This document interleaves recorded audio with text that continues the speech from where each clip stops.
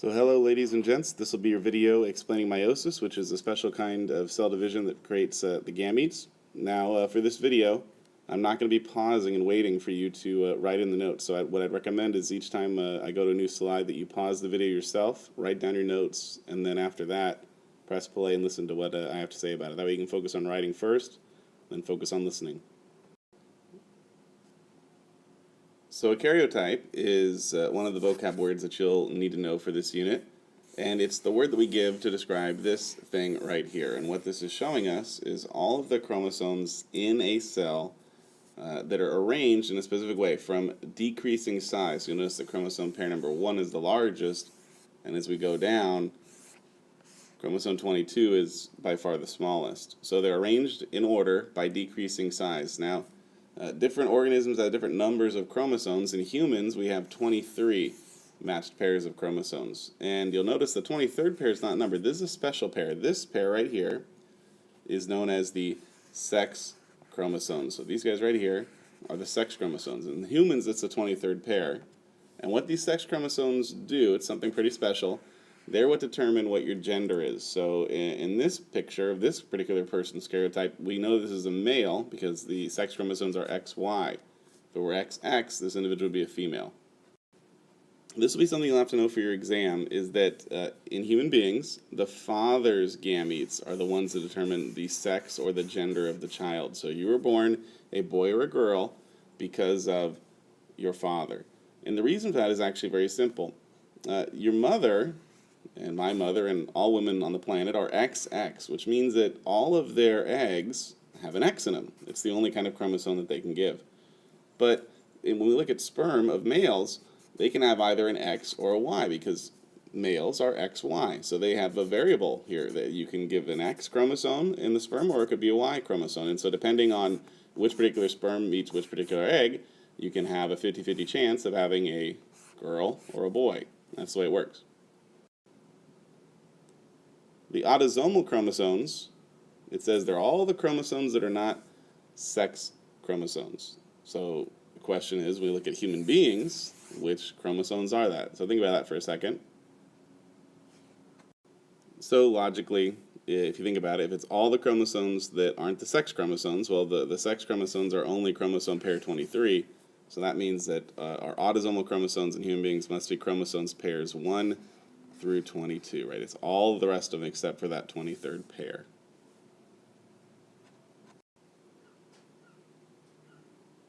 So now we're going to talk about the two different types of cells in our bodies. The vast majority of human cells in your body are called somatic cells. These are the cells that make up all the tissues of your body, okay? The brain, heart, lungs, whatever you can think about. They are in humans diploid, meaning they are 2N. That means, if you think about what the karyotype looked like, for each of those pairs of chromosomes, all 23, right, there were 2 chromosomes. You notice that there were 2 chromosomes in each pair, so that we are 2N.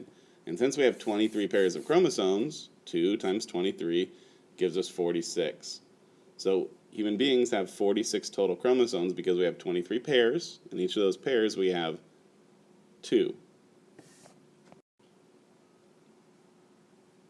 As opposed to our somatic cells, human beings also have gametes. And the gametes are the cells used for sexual reproduction. These are going to be the sperm and the egg. Now, these cells are not diploid. They are what we call haploid. They're not 2N, they are N. They only have 1 copy of each chromosome. Now, that's important if you think about it, and we'll look at why in this next slide. So this is a human karyotype, right? This would be diploid. It's 2N. Why? Because for each pair of chromosomes, we see how many chromosomes? 1, 2. So it's diploid. It's 2N. This would be a somatic cell. Would it be a somatic cell of a boy or a girl? Well, we know it would be a girl. So we got XX. This would be a karyotype for a gamete by comparison. Notice it's haploid. It's N. For each of our 23 chromosomes, which you can see we still have all 23 pairs represented, right? But you only see 1 chromosome in each of those pairs. It's not 2N, it's simply 1N. And when we write it, right, we don't usually include the 1, so we just say N. This is why it is so critically important that the sperm and the egg are haploid, right? So the gametes you need to know are haploid, and then the somatic cells, like the zygote, are going to be diploid or 2N. If all of the cells in our body have 2 pairs of chromosomes for each of our 23 pairs, well then the sperm and the egg need to have 1 of those chromosomes for each of the 23 pairs. That way when you put them together, right, if you think about chromosome pair number 1 over here, there's 1 from the sperm, 1 from the egg.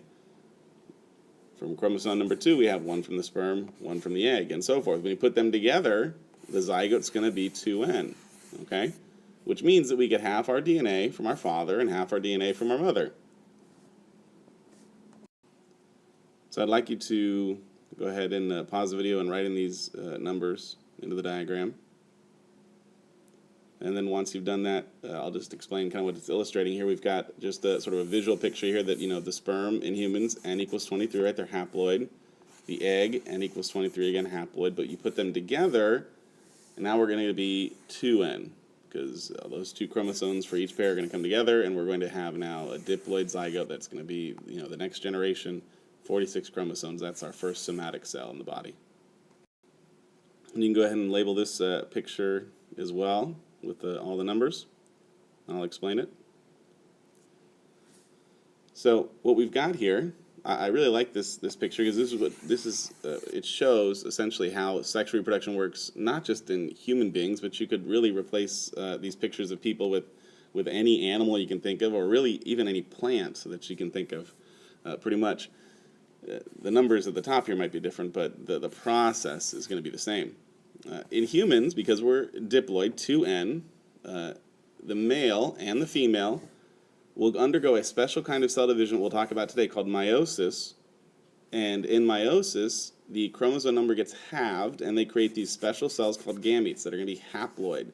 And they are important to be haploid because that way when they come back together, when we have the fusion of sperm meeting egg, which is called fertilization, by the way, that's a word you're certainly going to want to circle and know, okay? When we have fertilization occurring, which is the process by which sperm meets egg, we get a zygote. Now haploid plus haploid is going to get us back to our diploid state, the 2N state. And that's going to grow into either a male or female individual, and the process continues over and over again. All right? Now, I did mention that these numbers at the top might be different. So, for example, I believe strawberry plants are octoploid. They're not diploid, di meaning 2. They are octoploid, meaning 8. So they are 8N. Which means that when they go through meiosis, they make sperm and egg that are each 4N, and then 4 plus 4 comes back together to make the next strawberry plant, which is going to be 8N. So the numbers might be different, but the overall process is the same for any sexually reproducing organism. These are the notes for fertilization. You need to know what fertilization is. It's the fusion of sperm and egg, the gametes, to form a zygote. And you need to know what the word zygote means as well. Zygote's an important word. That is the special cell that we all start life as. That's the result of when sperm meets egg. So, homologous chromosomes. We have to remember what that prefix homo means. Remember, homo means the same. So when I say homologous chromosomes, what we're talking about, remember we have 23 pairs, right? Each individual one of those 23 pairs, like if you think about it, we have pair number 1, 2, 3, right? Well, for each of those in humans, we have 2 chromosomes, right? Those would be the homologous pairs. So chromosome pair number 1, these 2, that's the homologous pair. And they're called homologous, the same, because if you look at the DNA that they have, they're going to be having the same genes. Okay, now they might be different versions of the genes, but they're going to have the same genes there because they're the same chromosomes. But we get our chromosomes from different places, right? These homologous chromosomes, we get one from our father. The other one comes from the mother, as we illustrated in that picture a while ago back that showed the 2 haploid sperm and egg becoming the zygote there, okay? And so this picture is showing it very nicely. You have your karyotype, and this is our homologous pair. There's another homologous pair. There's another homologous pair. Notice they're the homologous pairs are the same length. You can see the banding pattern is the same because they're containing the same genes, so the sequences are very similar genetically. But we get one from our mom, one from our dad. Maybe we got this one from our dad, and this one from our mom, and this one from our mom, and this one from our dad, right? But we got one each from mom and dad in our homologous pairs. Now that word that I've used a couple times, the word gene, Gene, what a gene is, remember we have this huge segment of DNA that's all been compacted, right? That's what a chromosome is, right? It's the compacted version of the DNA. Well, in that sequence of DNA, a lot of the DNA, we don't actually know exactly what it's doing. Some scientists refer to it as junk. There's others that disagree and says it may have some function that we don't fully understand. But what we can agree on is that there are certainly special regions within this code, this genetic code, that are very important. And these have been identified already what their function is. Their function is that they are genes, and they actually control inherited traits. And how they do that, we'll really wrestle with second semester when we look at, okay, going from DNA to protein. But for now, just realize that a gene is a segment of DNA on a chromosome or on, that control an inherited trait. Sister chromatids is a term from the last chapter. Remember what a sister chromatid is? It's when we duplicate the DNA in interphase of the cell cycle, it's then attached to its identical copy. So we have two chromosomes that are literally the same letter for letter. These are identical copies. And now we're looking at duplicated sister chromatids in pairs of homologous pairs, right? So if we had, let's say, homologous pair number 1, which would be these two chromosomes, well, now each of them has been duplicated into their sister chromatids, but they're still homologous, right? We still have our homologous pair number 1 here, but now we're looking at 4 chromosomes, right? These sister chromatids attached together. So this picture illustrates that idea very beautifully, right? We have our homologous pair. This is still our homologous pair, but it's been duplicated. And we have our sister chromatids, right? So from chromosome, now we get a sister chromatid pair. From chromosome, sister chromatid pair, but they're still the homologous set here. Let's review mitosis really quickly. We have, remember in mitosis, we have one mother cell, right? One mother cell dividing into 2 diploid daughter cells. Okay, so from diploid to diploid, and they are the same. They are genetically identical, right? So the one mother cell produces 2 daughter cells, and those 2 daughter cells should be genetically the same as the original mother cell. In meiosis, it's slightly different. In meiosis, we have one mother cell again, but we're going to create 4 daughter cells, and those 4 daughter cells are going to be genetically different. They're not going to be the same as the mother cell. They're going to have half as much DNA. And in the case of humans, we're going to go from a diploid mother cell to 4 haploid daughter cells. So meiosis is the name for this special type of cell division, where we go from one mother cell to 4 daughter cells. Those 4 daughter cells are called gametes. They're going to be sperm if this is occurring in a male, or it's going to be eggs if it's occurring in a female's body. And it reduces the chromosome number in half from 2n to n. And remember, that's important, so that way when the N sperm meets the N egg, we get a 2n zygote. And this happens through the separation of homologous chromosomes, which we'll trace in just a little bit. The nice thing about this process is that it's essentially very similar to what we learned about in the last chapter in mitosis. It's going to be 2 rounds of cell division that we're going to call meiosis 1 and meiosis 2, but you'll see as we go forward that they're both very, very similar to the prophase, metaphase, anaphase, and telophase we've already learned about. So the steps are essentially the same. It's just going to be PMAT. Prophase, metaphase, anaphase, telophase. It'll just be happening twice. Now this picture on my screen got a little bit messed up. Yours is better on your study guide. Of course, it does start off with interphase. This is the same interphase. You may want to make a little note to yourself. What's happening? The cell's going to grow. It's going to copy its DNA. Then it's going to drop into prophase 1. We'll go into metaphase 1, anaphase 1, telophase 1. There will, of course, be a round of cytokinesis. And then we'll go right into prophase 2, metaphase 2, anaphase 2, telophase 2. We don't go into interphase. It goes directly into another round of cell division and then to cytokinesis. So as you've labeled these, you've got your mother cell. In humans, she's going to start off as 2n or diploid. We'll get this occurring. Now this is called crossing over. You'll notice the homologous chromosomes, when they're close together, it's possible for them to kind of bump up into each other, and you'll notice that what happens is actually a little piece of one chromosome is transferred to the other chromosome. We'll talk about that in more detail. They go through the cytokinesis, right? So through all of meiosis 1, and you get 2 daughter cells, and then they go immediately into meiosis 2, and you end up with the 4 daughter cells, and they are going to be haploid now. The remainder of this video is what we do in class with the window pane. So hopefully you printed out the window pane sheet from the MySFCS website. If you haven't done that, you need to do that right now. And then you'll need a pen or pencil and 2 colors as we continue here. Remember, as you're doing the window pane, to save yourself some room at the bottom. You'll be drawing a picture, and then you'll be writing in some notes for each of these stages.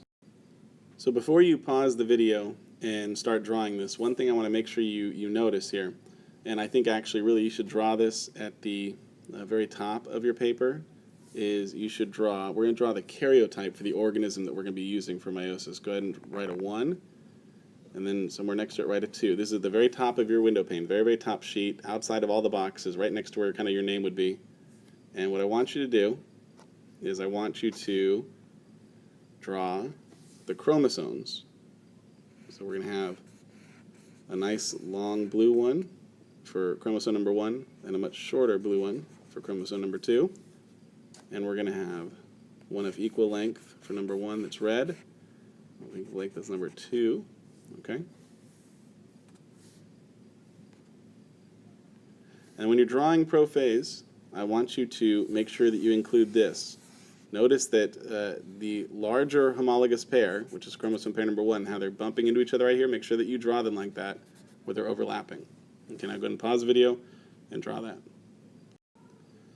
So that bumping into event that we drew is the crossing over that's occurring. So you'll notice that in prophase 1, it's basically identical to the prophase we learned about in meiosis, with the exception of we get this crossing over event that can occur. And how much crossing over occurs is totally random. It can be just a little bit like we have here, or it could have been a lot. We could have drawn crossing over here. We chose to just draw a little bit here.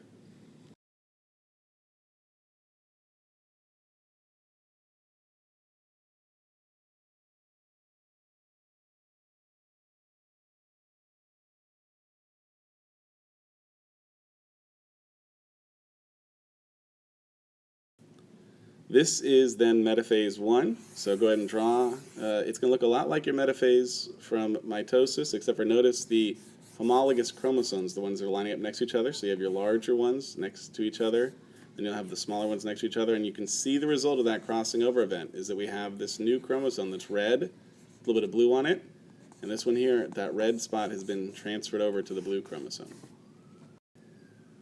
And then you can just go ahead and write that. You'll notice, again, it looks very similar to mitosis, except for it says the homologous chromosomes line up along the equator.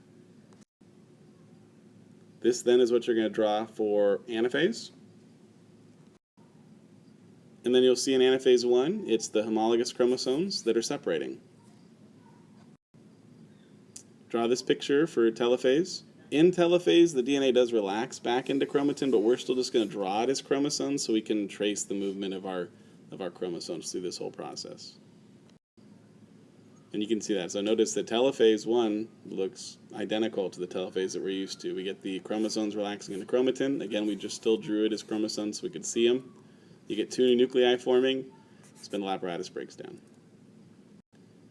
So one thing that you may want to make a little note to yourself about is that meiosis 1, it's just like mitosis, except for the new thing is that we have homologous chromosomes. So you might want to highlight every time you wrote the word homologous chromosomes, because it's all about homologous chromosomes lining up, homologous chromosomes separating, and so forth. I would also write a nice big letter C next to box number 4, because we do need to remember that, of course, there is some cytokinesis that happens. Cytoplasm totally separates, and now we're going to go right into meiosis number 2. So draw that for prophase. And now notice it looks exactly like the prophase we drew for mitosis. The only difference is, of course, that we see 2 cells in which it's occurring. So the nice thing about prophase, metaphase, anaphase, telophase 2 is they're going to be the same as regular old mitosis, because we're going to have the same exact things happening. The only thing is that we're going to be it's going to be occurring in 2 cells. And one way that I remembered that when I was kind of in your situation was I thought prophase 2, we're going to have 2 cells. Metaphase 2, you'll see 2 cells, and so forth. That's metaphase. This is going to be metaphase 2. You can see it's the sister chromatids that are lining up along the equator, just like we saw back in mitosis. And you can see that in your notes here, that for metaphase 2, it's the sister chromatids that line up along the equator. And then you can imagine what's coming next, of course, is going to be anaphase 2. And in anaphase 2, those sister chromatids that are lined up along the equator are now being pulled apart. Should look very familiar. And here are your notes for anaphase 2. Sister chromatids are separated and pulled to the opposite poles. This is your picture for telophase 2. Again, in telophase, the DNA does relax back into chromatin, but I want you to see it as chromosomes. I want you to draw it as chromosomes just so you can see how the chromosomes have moved from where they started to where they are now. And then here are your notes for telophase 2. So pause the video, write this. So let's talk just for a minute about what we're going to be creating ultimately in meiosis. As you can see, we're not going to create 2 daughter cells. Ultimately, we'll create a total of 4 when this process is all done. We are going to have another round of cytokinesis. You might want to write that right there. But notice how the daughter cells are going to compare to that original karyotype that we drew at the very top of your window pane. So take a look back at that. You'll notice that it is not going to be identical to the mother cell. It's going to have half as many chromosomes. It's going to have only one of the larger chromosomes from chromosome pair number 1 and only one of the smaller chromosomes from chromosome pair number 2. Okay? And not only that, but check this one out. These 2 daughter cells right here are going to have a chromosome that's completely new. It's unique to these cells. There's no chromosome in the mother cell that's part red and part blue, right? That happened, that was actually a product of this process of dividing up the cells. So we actually can create, what that creates essentially is it allows us to create gametes that have mixtures of genes that are unique to the offspring versus the parent. This last slide is just one last chance for us to kind of look at and compare mitosis and meiosis. We have our parent cell.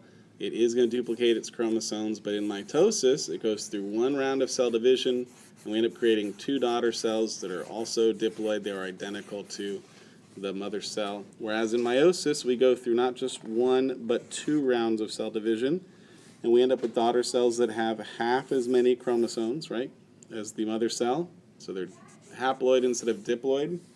And also, we can have that crossing over event occurring, which it's showing right there.